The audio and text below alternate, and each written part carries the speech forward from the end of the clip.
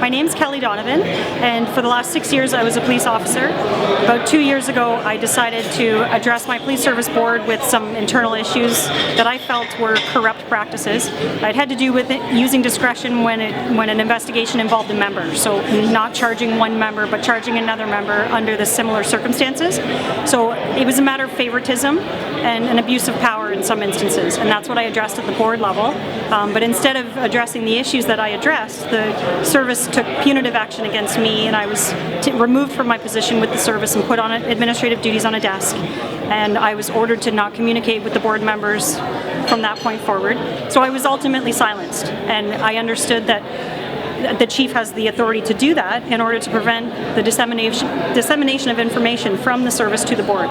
So that's what started my research, and the more I researched, the more I wrote, and I ended up producing a paper that I released upon my resignation this past June, and I released that to all the media contacts, politicians, to try to address these internal issues at police services that have otherwise gone unnoticed because every officer has sworn an oath of secrecy and can't discuss certain internal matters.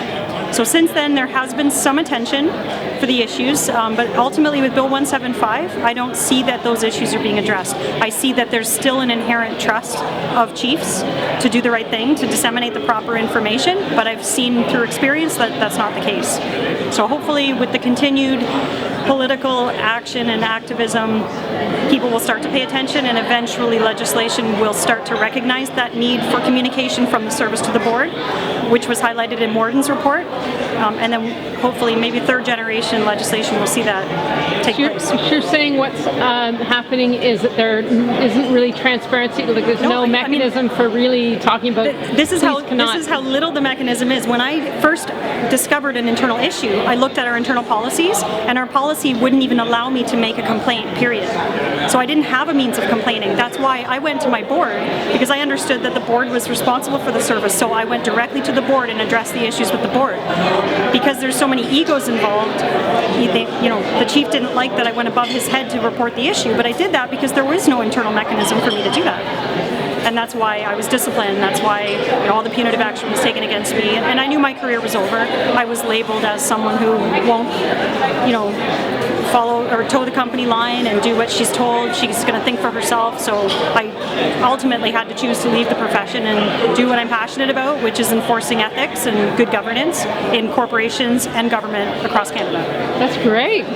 So you were simply trying to complain about something irregular that was happening to you. And I did so at that time because my career was on an upward climb. I was being recognized. I had, my reputation was impeccable. I knew that if I waited until all of a sudden I became the target of something, then it would just look like retaliatory action.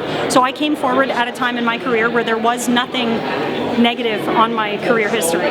So there was no way that they could say that I didn't have good intentions. I had nothing but the best intentions to have the issues addressed and corrected internally.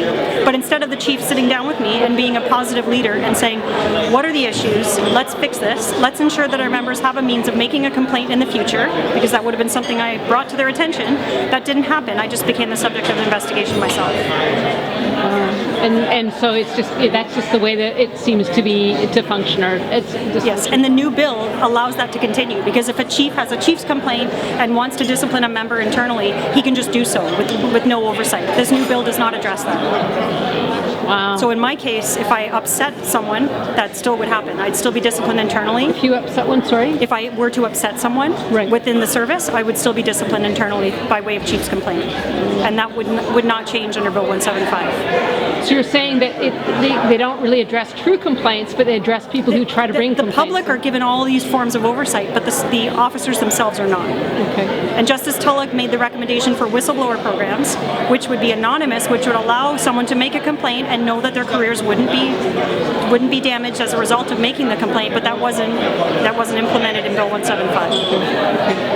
And generally it's and is it true that sometimes they push, if there's a good egg or and they kind of push them down, they put people in life-threatening situations sometimes if they feel that this person's really trying to change the order of things and make things I know that when it comes to discrimination from the gender perspective, I know that a lot of women that have spoken out through their careers about gender discrimination, yes, then they're treated differently by their platoon mates, because now they're seen as someone that could potentially get them in trouble.